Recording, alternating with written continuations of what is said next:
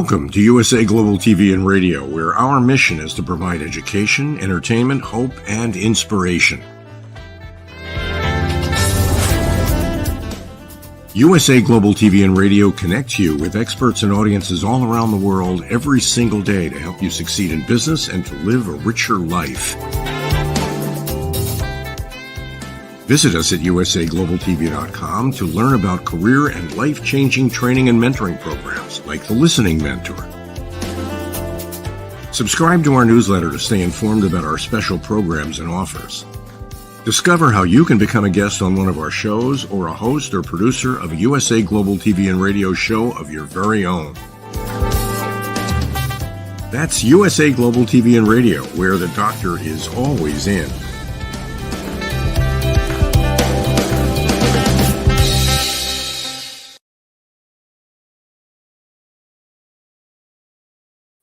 Hello and welcome to USA Global TV and Radio. My name is Caroline Heward and I'm known as the Harley Street Stress Expert, and I'm also the resident therapist of USA Global TV and Radio. Our show today is Talking Heads, and I'm an expert presenter in today's topic, which is understanding loneliness, how it affects mental health. And I always like to start with a definition. This is part of the Mind and Body Connection series. So let's begin. Definition. I found a couple of definitions that I thought would be interesting to share with you. And as with all of my topics, I like to do up-to-date research to make sure that I share the best information along with my own expertise and my own knowledge. So this is the definition that I found that was a general one. Loneliness is a state of distress or discomfort that results with one perceiving a gap between one's desires for social connection and actual experiences of it. Even some people are surrounded by people, by others, and still feel a deep sense of pervasive loneliness. And that to me resonates in terms of how loneliness is felt. And the reason for that is that I experienced such a type of loneliness like this in my own life, which I will share with you later on in this episode. What is loneliness in terms of psychology? Now, this I found very interesting. It's defined as a distressing feeling that accompanies the perception that your social needs are not being met by the quantity or especially the quality of your social relationships. So this is much more defined, I feel, from a psychology perspective, that it's you can have lots of connection. So you can have lots of people that are connecting and socializing with you, but the quality might not be very good, or it could be that the amount of connection isn't very good. So this again, I felt was drilling down a little bit more. And my final definition, and one that I found really, really enlightening and very defined to share with you in terms of how it describes what loneliness really is. And this show is about understanding what loneliness is, because sometimes people say I'm lonely and it's not what we think it is that they're feeling, or we don't know whether we feel lonely. So I felt that it was really important to look at these different definitions of how different organizations describe loneliness. So from Verywell Mind, they say most definitions describe it as a state of solitude, being alone. Loneliness is a state of mind. And this I'm very agreeing with. And it's linked to wanting human contact, but feeling alone at the same time, which causes people to feel empty, alone, unwanted, and craving human contact. And furthermore, that they feel in a state of mind where it makes it difficult to make connections. You can be alone and yet not lonely. So this is the flip side, the other side. You can live alone or be alone, but not actually be lonely. Solitude is voluntary. It's your choice. When you choose to be alone, and sometimes I do that if I want to do a meditation, or if I want to do my dance, or if I want to just sing for all England, to raise my vibration. And I'm certainly alone here with you in my living room, in my own home studio. And I'm alone in the quiet. I'm not feeling lonely, and it is a choice. And this is what I wanted to share with you, that sometimes people think because people live alone or they're alone for long periods of time that they must be lonely. And that is not the point. If you are occupied and doing things that you love and that you are doing things that you are preoccupied with, then loneliness, as this last organization has described, is a state of mind. And I'm very, very much in agreement with the fact that loneliness lives in the mind. You can't feel lonely when you are present in your sensories and your feelings and emotions. There is no loneliness that resides in your five senses. If you look at a baby, they are not lonely. They are having a very deep connected experience because they are sensory. And that's how you can define if you are lonely. If you are living in your mind, this is when loneliness for some can occur. So let's look at some root causes of loneliness. And this is where I really want to dig down and share with you how this can come about. And it can come about through many, many different things. And there's no one size fits all. There is no one rationale that fits that this happens, or you go through this type of experience, so therefore you will be lonely. That doesn't work. It's a life change for many people. It can be a marriage or a relationship breakdown. If you've been with somebody for a long time and they've moved out of your home, that can create an inner feeling of loneliness. And the escape is in the mind, where you will be thinking about all the things that you shared and the fact that you're not with them now and you are alone. And the breakup of a marriage, whether it's good or not good or really terrible, even if it's not working, the loneliness of the fact that you're not sharing that space and the time with the person, whether it was good, indifferent or bad, will have an effect on the physical locality of your loneliness. Death of a loved one. If somebody very close to you, and I'm going to share with you something that happened to me when my father passed away, but when somebody close to you passes away, it can have a huge effect on you personally in terms of how you feel and how you cope with the bereavement. Retirement. I've spoken to quite a few people recently who are in that state of retirement. They've been building themselves up, preparing, making sure the finances are sort of okay, but not feeling quite okay because things have changed. Certainly in the UK they have. And there's lots of uncertainty about the changes of age, lots of uncertainty about what level of pension they will get. Certainly in this country, I'm not quite sure how the pension is in other countries, but in the UK particularly, there has been a lot of conversation and a lot of uncomfortableness about the future in retirement. But that's the financial side. Let's look at the beingness. The human being has been in work for many decades. And suddenly they're not in work and they've not got that social interaction, those conversations around the coffee machine, those conversations with colleagues, and they're not making the daily trip to work. They're not in that commuter territory of speaking to other people that they're commuting with on the train or on other modes of transport. They're not listening to the radio or doing the things that they were doing if they were driving. There is just nothing. And when they get into that nothingness, it stops. It's like the world stops for them. Now, I had a conversation with someone very recently who said that he'd been working for 50 years and he was just retired.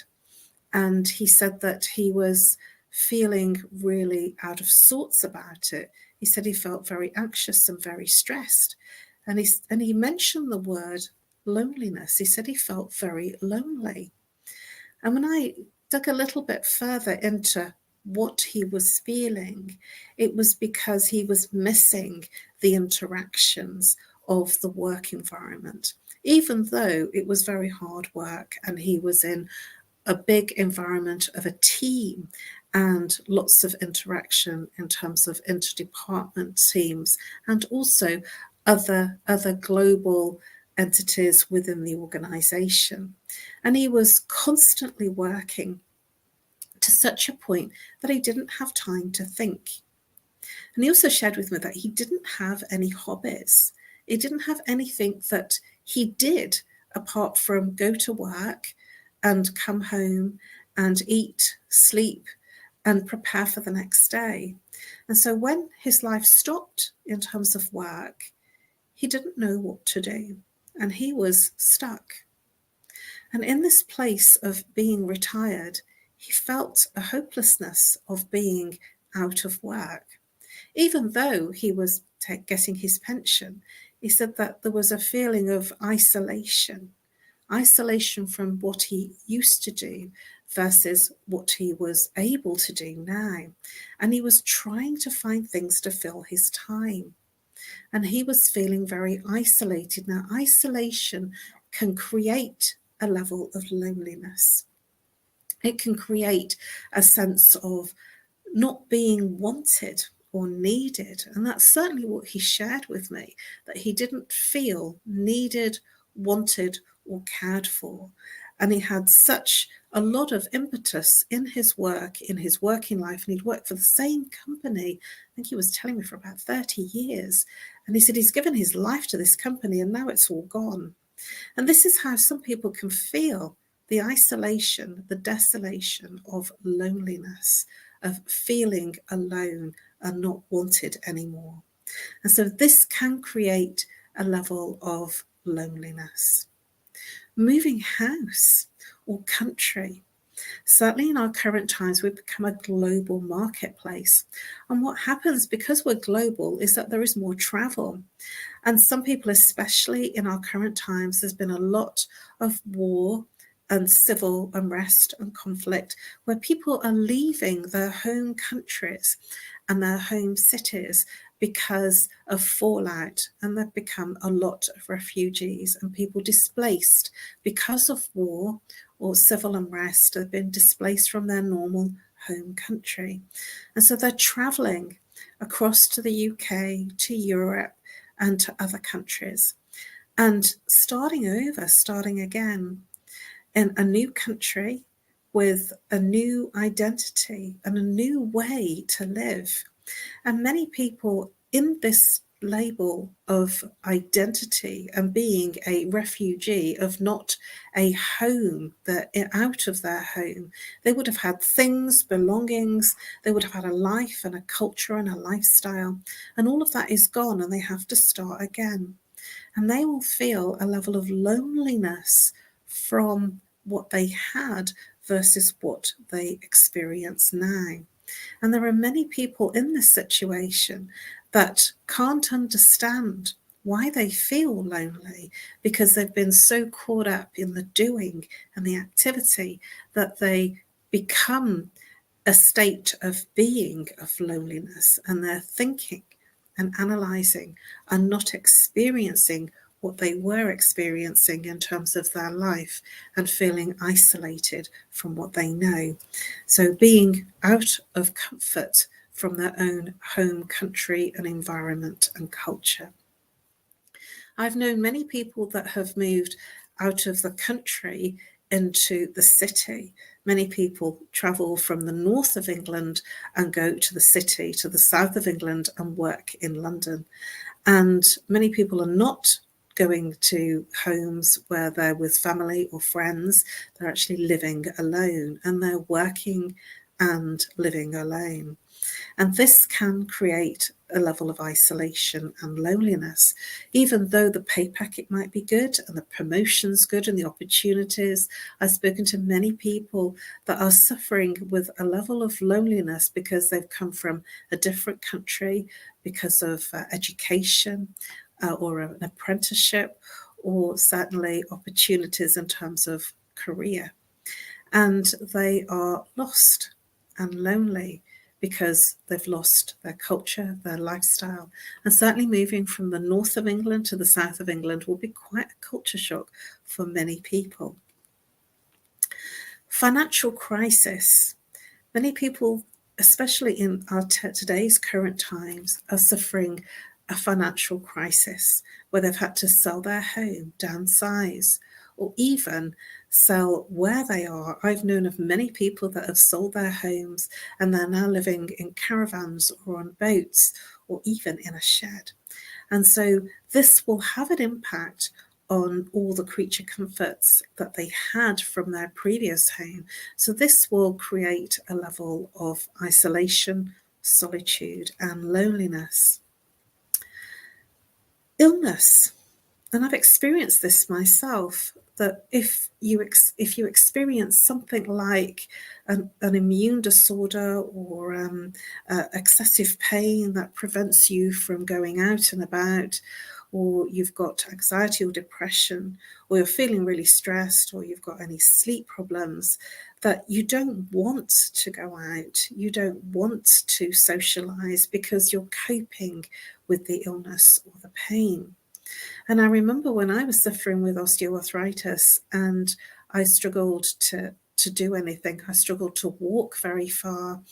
It restricted what I did because I wasn't sure how I was going to feel and how I was going to get back that day. So I didn't go out very much, and I certainly had a feeling of isolation because I wasn't getting out and about as much as I used to. And I've shared this with a number of people, and the story is the same. Many people feel the same when there is an illness of any description, even if it is something like arthritis. It could be breathing difficulties, hay fever. I've certainly had a spot of hay fever this summer and had to stay in because when I went outdoors in the really lovely sunshine, I was struggling with breathing and coughing. And that was really isolating. And I just closed all the windows and the doors because I didn't want to get the pollen. This was really isolating. And I'm not saying that I felt lonely, but I can imagine if this is through prolonged periods of time, that isolation of not being able to get out and about would create a level of solitude, isolation, and loneliness, enforced loneliness. Social networks. When we are in small social networks, so for instance, just family or one friend or two friends, or just a few people that are around you, this can also create a level of internal solitude and could progress to loneliness. Low quality social relationships. Some people have a lot of fair weather friends. That's what I call it, where they'll say hi and bye, and it's very fair weather. They might say, how are you? And they're not expecting you to really respond with how you really are. They're expecting to say, I'm fine. I'm fine is very much a Britishism, which means not okay.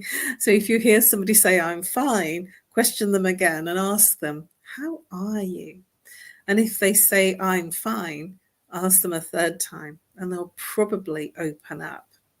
And that's what you want. You want people around you that care enough and that have that connection with you that's deep enough rather than the fair weather variety. Because the fair weather person isn't interested. It's a hi and bye and thank you. Great seeing you. And it's flutter by. It's not deep or genuine. It's just a sign and I would rather say an acquaintance rather than a friend. The pandemic, I don't even like to use the word because it might actually create it again, but the pandemic certainly created a lot of isolation in many people. Many people were enforced to live and work from their homes, or indeed not work at all. And this created a huge amount of isolation and enforced loneliness. There were people that were forced to stay at home with their family and their children, their husbands, wives, and their children, all working from home, studying from home. And it created a lot of anxiousness in terms of operating from home and doing work in a quiet space. This also created, I lived alone during this time, as I have for a number of years. And so my loneliness or isolation was quite different. It was the fact that I couldn't get out and socialise. There wasn't the connections to talk to people. But what I did have is that connection with the online world. And I certainly spent a lot of time on screen. And this is what changed for a lot of people. They spent a lot of time on screen, and in developing relationships on screen, that made them go more internal. And now, we were never made as a human being to have all of our interactions in a screen. And many people were in a small screen, a phone screen rather than a laptop screen, which would have been even more tiring and energy draining. And so in that space of only being in screen time in terms of the social interactions, you could be forgiven for feeling that level of tiredness. I did hear the term, which I felt myself, Zoom ache, which was a Zoom tiredness. And I felt it very early on, and I thought it was me being abnormal because lots of things went up onto Zoom. But what it did was it actually enforced a level of internal isolation. So screen time, although it was really good to connect and to ensure that I was experiencing that conversation, that back and forth conversation, it still had an effect. I'd like to share with you a story of when I was networking shortly after I lost my dad in 2000. I went networking, and it was at the House of Commons, and it was on the terrace. It was a beautiful, beautiful networking event, champagne reception, canapes, and it was such an amazing location. I'd been going to this networking event. It's an annual event once a year, and I was known by many people for a number of years. And I went to this event, and I remember having a conversation with someone sort of halfway through the event, and they came up to me and noted that I was working the room. And he said, "I've noticed that you're working the room, and I'm quite enthralled about what you're doing and how you're connecting with people." And I felt that that was a compliment of sorts, because I didn't feel like I was connecting. And more to the point, it made me reflect on what he'd said at the end of the evening. And I remember saying, lots of people greeted me, and I had lots of fair weather conversations, and I had lots of interaction. But I actually felt in a room full of people, I was the loneliest girl in the world. And it was because of that interaction, after an hour of the 2-hour networking event, which was on the prestigious terrace of the House of Commons, which is not for public consumption. You have to get a special invitation to go. And because it was so special, I thought, I'm going to be there and I'm going to enjoy it. But I didn't. And it was that person's comment that made me reflect. So if you are feeling that way, if you feel that you've got lots of people around you, lots of connections, lots of conversations, but you're still feeling lonely, it was the most craziest feeling, because I remember saying, I'm in a room full of people that love me, that know me, and yet I feel like the loneliest girl in the world. And that insight and awareness, because of that interaction that I had after the first hour, made me start looking, and it made me start seeking what was going on. Why was I feeling like I was feeling? This is about the mind and body connection. I lost my dad, and losing my dad made me internalize. And I didn't actually realize the impact that it had had on me at the time, because I took the time out and then I went and carried on. I took the time out to be with my family for 2 weeks, which was a long time really for taking time out for grief and bereavement. I was very lucky to work for a company that gave me that time. And in so doing, it gave me enough time to do all that practical stuff without the worry of being at work. And then when I went back to work, I just carried on. And in carrying on, I realized that something wasn't quite right, but I couldn't put my finger on it. And what it was there was a shutdown of emotions and feelings. At the time, I was in marketing and PR, and I was working for an agency-like company that worked like an agency. So it's very busy, lots of people briefing in and lots of work being done and lots of things that needed doing in terms of timing and budget. So it was very, very busy. I didn't feel anything. And this is a description of how loneliness can feel. Now, loneliness can lead to depression. And that's certainly what was diagnosed at the time when I reached out for help. It is a disconnection. Loneliness is a disconnection of feelings and emotions. It's also a feeling of being on autopilot, like you're going through the motions without the emotion, a sort of a robotic feel that you're getting up in the morning, you're doing what you normally do, and you think that you're living, but you're actually existing. And when I became aware of this, I started looking for answers. Now, the reason I've shared this with you is many, many people get to this point that there's a bereavement, there's a loss, there's a major change in their life, like a breakdown in a relationship or retirement. And they go into this false world, this non-existent world where they don't feel anymore the disconnection, the existing rather than living.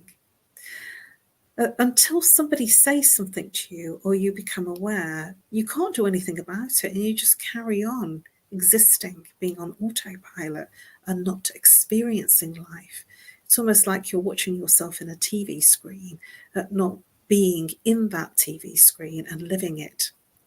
I liken it to being behind the camera lens, that you're taking pictures of everything, but you're not in the camera, you're not in the photograph. You're taking the picture of other people having fun and the fact that you're at a party or an event. You're taking the pictures to record, but you're not actually in it and experiencing it.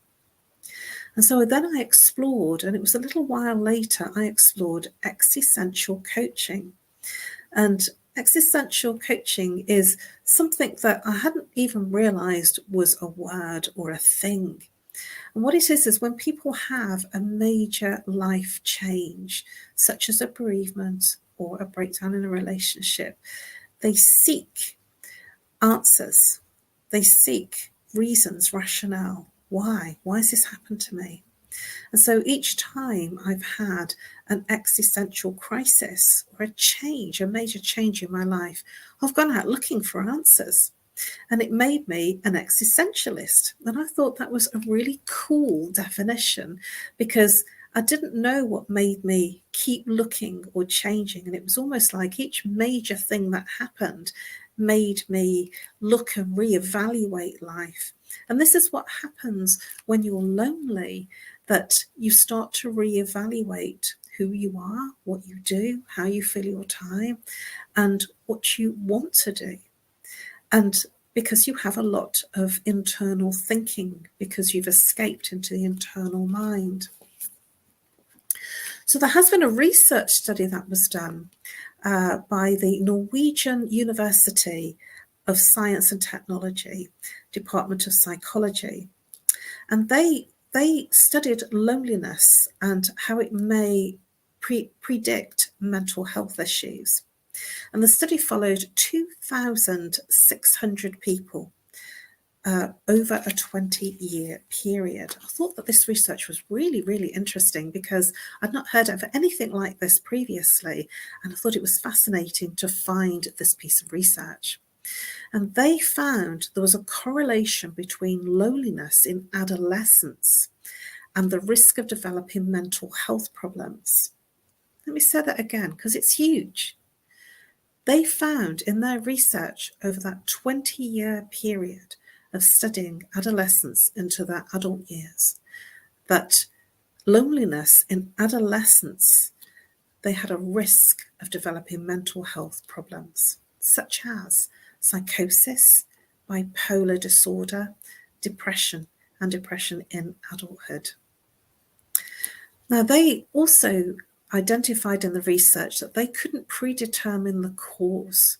They couldn't determine what the specific cause was for each person. And that's why I've gone quite in depth in terms of the types of root causes that can create a feeling of isolation and loneliness and mental health issues. But they stressed there was an importance of monitoring young adolescents. And I certainly think that we are here today looking at what's happening to our young children, especially in our current times of the pandemic, of the isolation in terms of education, schools, universities, colleges, work situations of being at home, and family situations of not being able to mix with other people, other friends. And so lonely people accept and expect rejection.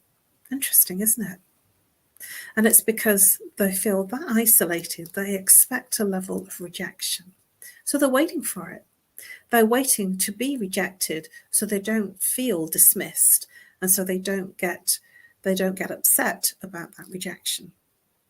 Some of the difficult times of feeling lonely would be times like birthdays, times like Christmas. You'd be surprised how many people reach out to me on Christmas Eve, Christmas Day, and the Christmas holiday, and New Year's Eve and New Year's Day, the Christmas break, where most people are with their families. This is the time when, if you are feeling lonely because of a relationship breakdown or not being with your family, or your family have passed on, this is the time that a lot of people will feel an anxiousness and depression and loneliness. Bank holidays. In America, I believe they call them Labor Days. The days when people usually are with their families and they're doing something, or with friends. If you're isolated and lonely, this will be a time that you'll feel it more. Holiday times, summertime. Extreme stressful situations like a home move, a job move, a change of working environment, or a change of circumstance or situation that is causing extreme stress, even illness. So the research studies show that there is a relationship with physical health, and it's linked to conditional and emotional stress. It also will lower your immunity. So if you are feeling lonely, it will affect your immune system and affect how you pick up viruses and how it affects your health. Research also showed that loneliness and depression creates poorer health and well-being. Now, this would make sense. If you're feeling lonely, your energy levels won't be so high, and it will lower your immune system because the energy levels are in the root chakra, which affect your endocrine. In your endocrine system, it is the root chakra is related to the adrenal gland, which is where your excess energy or no energy is stored. So if somebody is feeling lonely, they will have depleted their adrenaline and they will have a low energy And that also affects your immune system, it affects your blood, your skin, affects your hair. And so if somebody is complaining, also your teeth as well, and bones, your skeletal, and it also affects your nervous system. So if you are feeling lonely, it would not be surprising that there may be other disorders elsewhere that you are battling with, because they're all connected. And it might be that you've reached out to the medical world and on medication for different ailments that you are experiencing. Sometimes they counteract each other, or they cause their own level of side effect. Some areas of the research actually looked at physical pain, and adding an explanation to the phrase broken heart. So if you're feeling a level of physical pain, it actually can be related to, some people say, I've got a broken heart, I'm suffering with a broken heart. And so this will enforce that feeling or that understanding of why you have that feeling of a broken heart, because it's a physical pain. So loneliness, being a state of mind, actually affects the body as well as the mind. I focused more on the mental health side of things and how you will feel internally in terms of the mind, and more importantly, how that relates to your everyday life and how you'll respond and react. Here's some tips for overcoming loneliness. And it's not definitive, and it's important, especially if you are feeling loneliness, isolated, and you're feeling that level of insecurity. It is important that you look at why. And it's not so easy when you are the one that's suffering with the loneliness to identify why. And that's because you're in the situation. And so you can't work out what's caused the problem in the same consciousness of the problem being created. So here's some very practical things that you can do. Join a class or a club, so that will increase your level of social interaction. Go to similar interest groups, things that you are interested in, which will bring you out of yourself and out of what you are experiencing and feeling. Develop quality relationships. If you have what I call fair weather relationships, develop a closer relationships where you do have a genuine and real conversation, rather than a very flutterby fair weather conversation, which doesn't really satisfy the need for that social interaction. Hobbies and interests. Hobbies. I strongly recommend that making a hobby of exercise, whether it is going to the gym or running around the block, you'll be surprised how it will make you feel. If you go to a gym, then you will have social interaction with other people at the gym and other people that are on the different machines and in the changing rooms.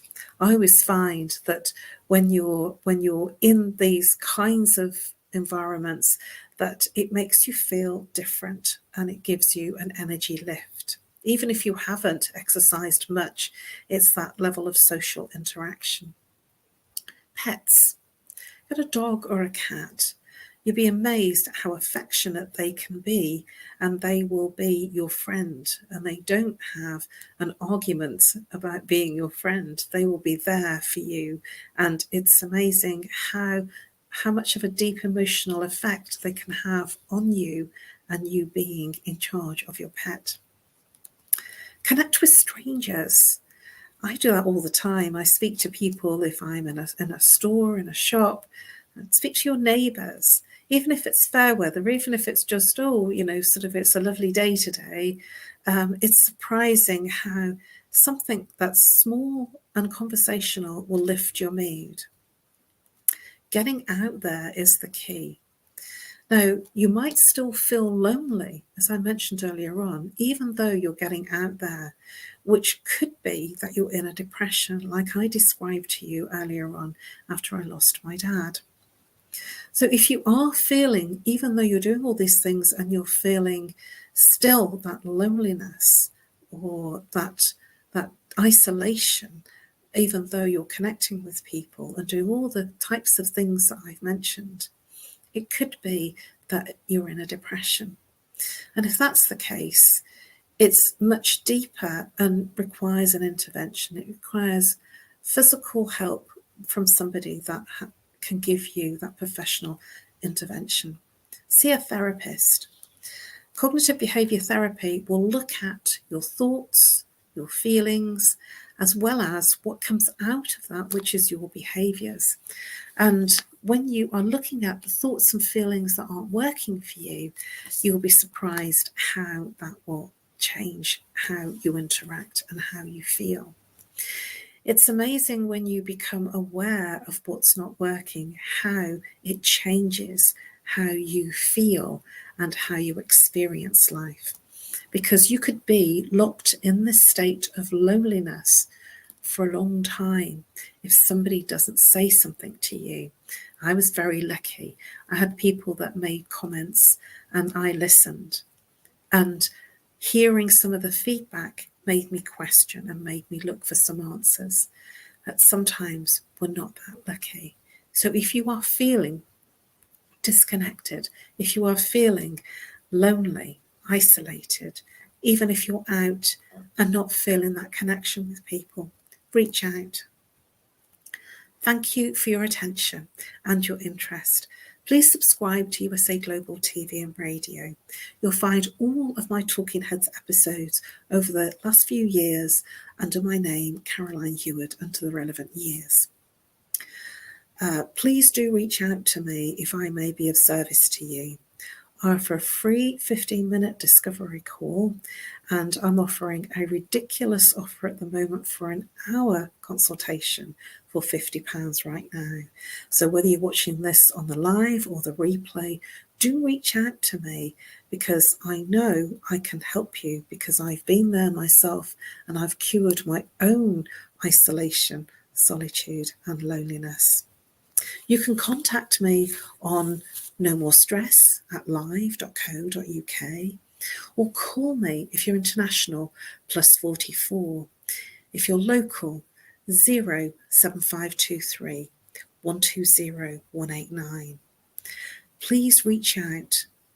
I look forward to helping you break through the solitude and the isolation of loneliness that you feel right now.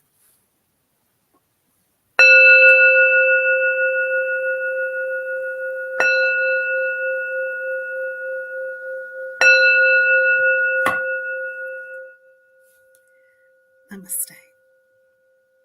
5 Little Known Secrets for Dementia Caregivers with Tracy Cram-Perkins. Hi there, I am Tracy Cram-Perkins, the host of the Dementia Home Care Show here on USA Global TV and Radio. I am also the author of the book of the same name. And you'll see this QR code. This is for an extended version of the same talk. So if you want to see the full hour-long version, feel free to scan the code and go to that website. Stick with me. We'll talk about 5 little known secrets to make it a little easier to do dementia caregiving.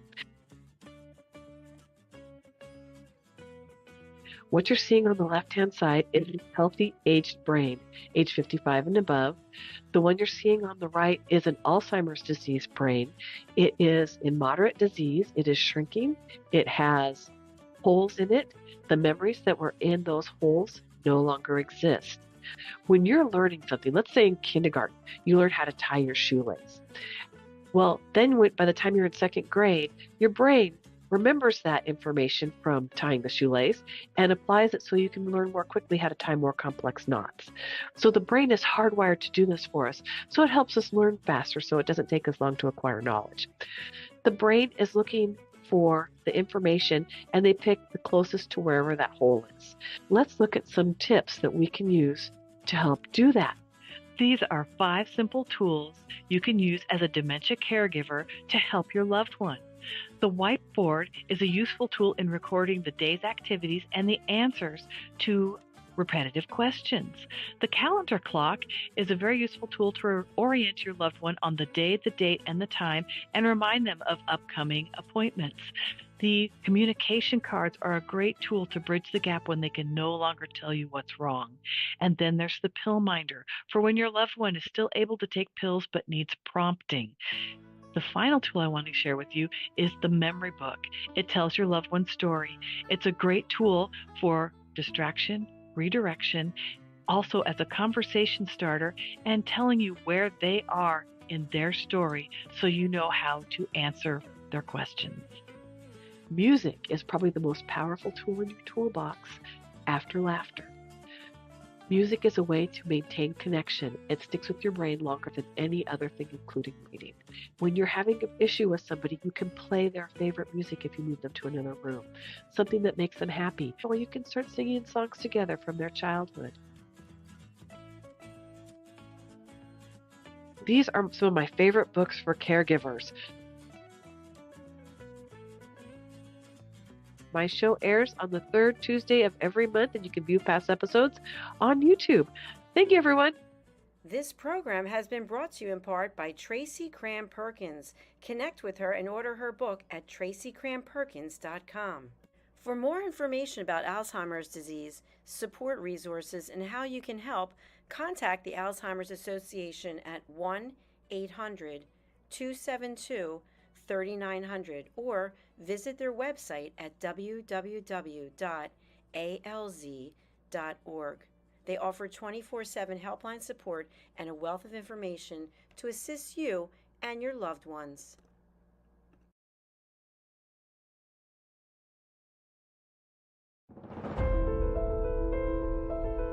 Hi, my name is Dr. Felix Kravitz. I have taught seniors and understand the crucial importance of online safety education for this community. I have also taught and worked at various colleges, universities, and training facilities in the Chicago region. My goal is to educate seniors, helping them to feel safer while navigating the digital world. Call me today to learn more and get started. Together, we can enhance our seniors' understanding of safety concepts when using technology. Contact cybersecurityeasy.com LLC by visiting our website www.cybersecurityeasy.com. Call us at 847-845-9360 or email us at info@cybersecurityeasy.com.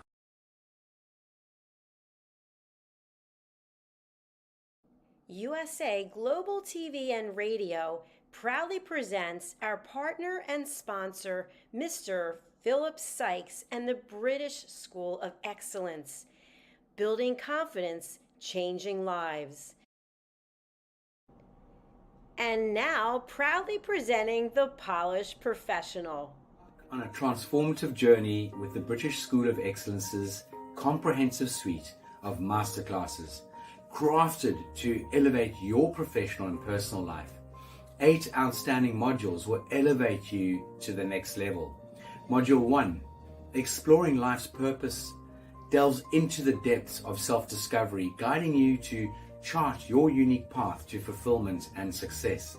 Module 2, Mastering Professional Presence and Confidence. This masterclass is a deep dive into the art of self-assurance and commanding presence, which is essential for standing out in today's competitive landscape. Module 3, Learn the Secrets of Visual Impact, how to curate a personal style that amplifies your professional brand. Module 4, Mastering Professional Etiquette and Communication Excellence, navigating the nuances of corporate interaction with grace and tact. Module 5, Elegance in Eloquence.